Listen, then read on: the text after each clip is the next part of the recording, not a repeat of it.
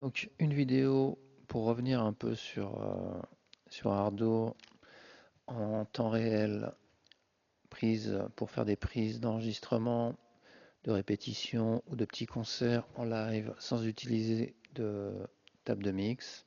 J'ai réussi à trouver un compromis avec Ardour, entre Ardour et OBS qui me permet maintenant de faire comment dire, dans une résolution un peu plus élevée des vidéos correctes.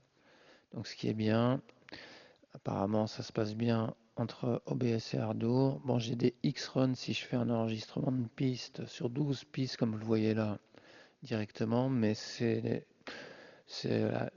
je suis carrément à la limite, je pense, de ce que peut faire cet ordinateur en capture vidéo. Donc on va pas faire beaucoup plus, par contre ce sera correct, on aura quelques X-Run, pas grand chose, mais dans les vidéos qui vont suivre je vous montrerai qu'on peut faire un enregistrement comment dire, avec Ardour d'une répétition en branchant directement les instruments ou les amplis en line ou par micro sur la carte son ou les cartes son que vous utilisez. Moi j'en utilise trois comme je l'ai déjà dit, une Untech, une vieille Untech que j'ai branchée au Lenovo via le, comment dire, le port PCI Express graphique en fait. Donc elle est sur le port graphique, ça marche sans problème. J'ai deux Presonus là qui tournent. J'aurais pu en ajouter encore deux cartes son, mais on va rester sur 12 pistes, c'est pas mal. Avec 12 pistes, on enregistre une répétition d'un groupe ou un petit concert sans problème. Voilà. Donc l'idée, en fait, pour aller au bout de l'histoire, c'est de faire un multipiste que l'on peut utiliser avec un ordi, les cartes sont nécessaires et comment dire, sans table de mixage externe, pardon, pour pouvoir enregistrer un peu partout où on veut, ce qu'on veut, et sans être en surcharge matériel. On a, comment dire, moi je l'ai mis en fly en fait. J'ai réduit j'ai sorti la carte mère du Lenovo avec le processeur et je l'ai mis dans un petit rack. J'ai tout mis dans un fly et je vous montrerai une image en image bientôt le fly, comment dire, le rack fini, qui est un petit fly que je peux transporter. Ça me permet en moins de, voilà, d'avoir sur une petite valise un studio d'enregistrement portable, en gros, voilà, sans table de mix, avec table de mix virtuelle qui est celle de Ardour. Il faut juste savoir que Ardour a beaucoup de possibilités de travail, comme les VCA qui permettent de visualiser les parties euh, et de gérer les volumes de certaines parties. Mais en plus, on peut comme vous le voyez là, j'ai assigné deux VCA à une tranche. Donc ça veut dire que si j'utilise cette tranche-là, je vois ces VCA, et si j'utilise celle-ci, je vois ces VCA-là. Si je baisse cette tranche-là, j'ai accès à ces VCA, mais si je baisse celle-ci, je ne descends que ceci. Donc avec les VCA, on peut faire déjà pas mal de manipulations. Là par exemple, là, les bus, je crois que ça c'est les voix, les guitares, non, la complète apparemment, et là on a la batterie, enfin une partie de la batterie. J'ai pas fini en fait la programmation de la table, mais voilà ce que vous pouvez faire avec le VCA, gérer des volumes. Voilà, là c'est les généraux, tous ceux qui sont assignés à ce VCA, la bleue, vous la voyez ici, je peux gérer là, tous les volumes et l'affichage par groupe de tranches, ce qui est intéressant. Voilà, quand vous voulez tout voir, vous décliquez et c'est bon, on voit tout. Ça permet d'avoir un visuel complet de, comment dire, de la tranche de la console de Arduino. J'ai réussi à trouver graphiquement une petite loupe qui nous permettra de visualiser les choses plus correctement au niveau de l'écran. Donc on pourra voir ce qui se passe réellement sur certaines parties.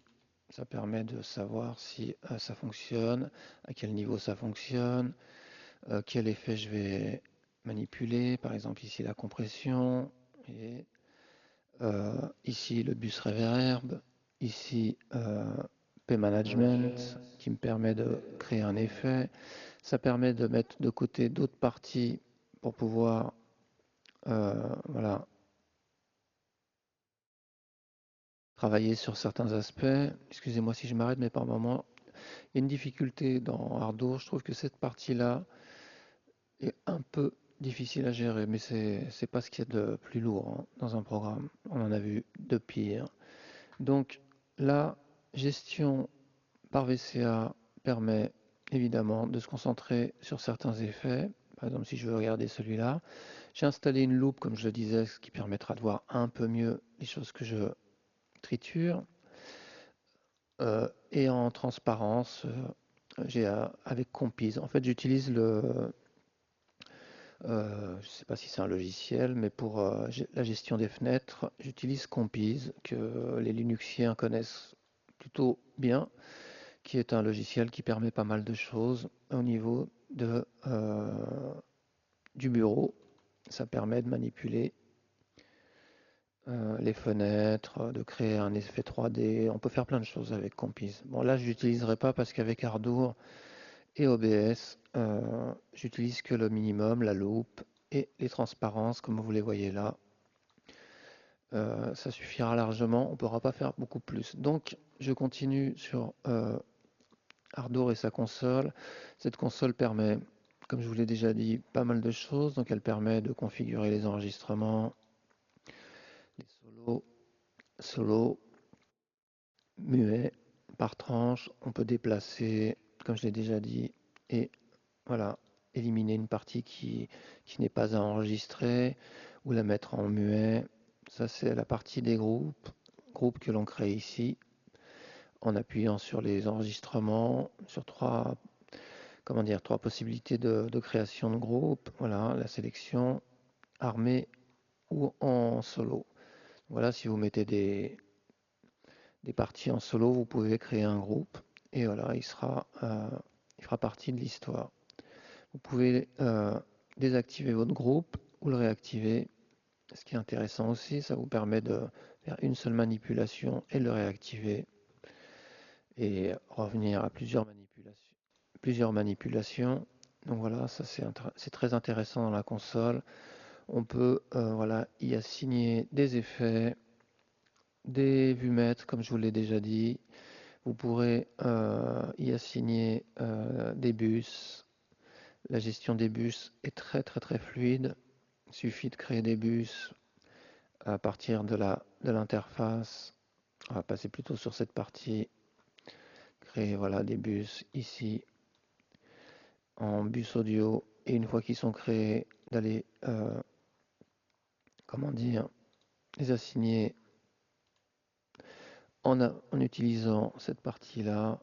Je vous mets ça en loop pour qu'on voie bien justement. On va commencer à travailler avec cette loop. Voilà, vous allez dans nouveau départ auxiliaire et vous choisissez un départ auxiliaire, ce qui veut dire vous choisissez un bus. Votre bus, vous pouvez le gérer directement dans la tranche, comme je vous le voyais ici. J'ajoute dans cette tranche ou dans cette tranche, on devrait entendre l'effet Allo, voilà, Allo, et le réduire dans la tranche. On gère les bus de cette manière-là dans Ardour. C'est très simple, très fluide.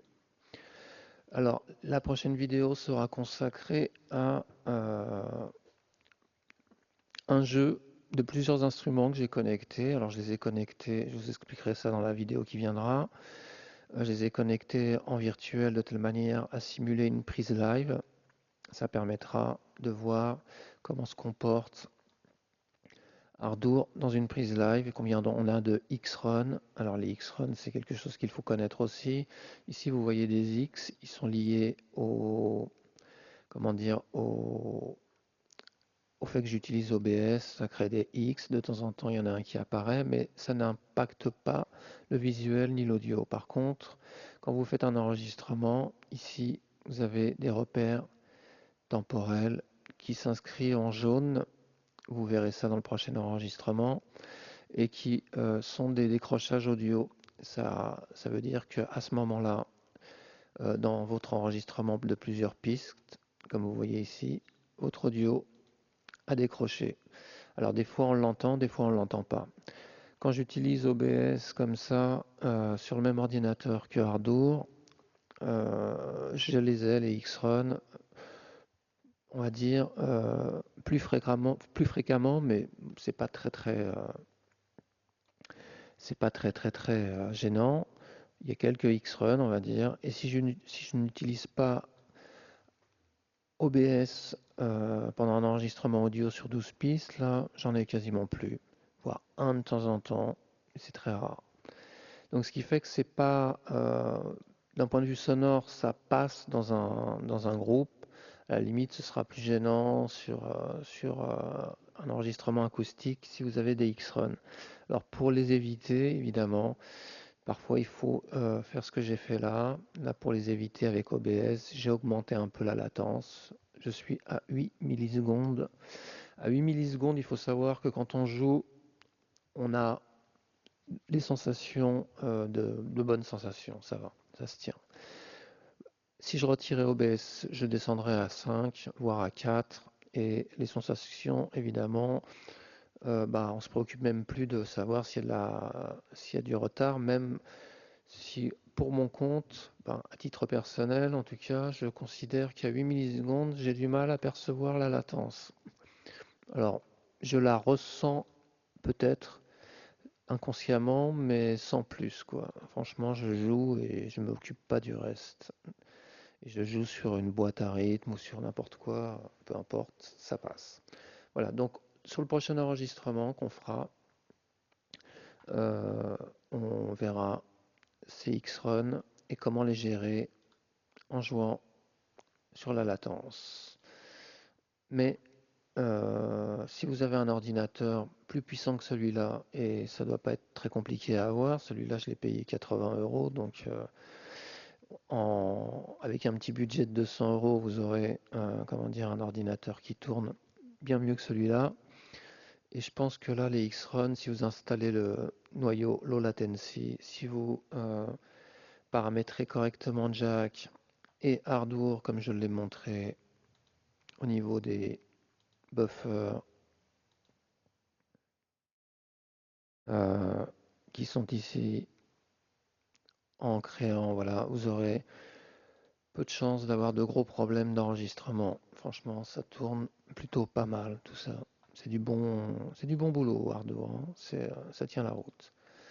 Pour le reste, voilà, c'était une vidéo pour résumer les précédentes et pour vous faire passer le message que dorénavant, on sera en résolution HD d'une qualité moyenne, mais ce sera toujours mieux que ce que j'avais avant comme résolution.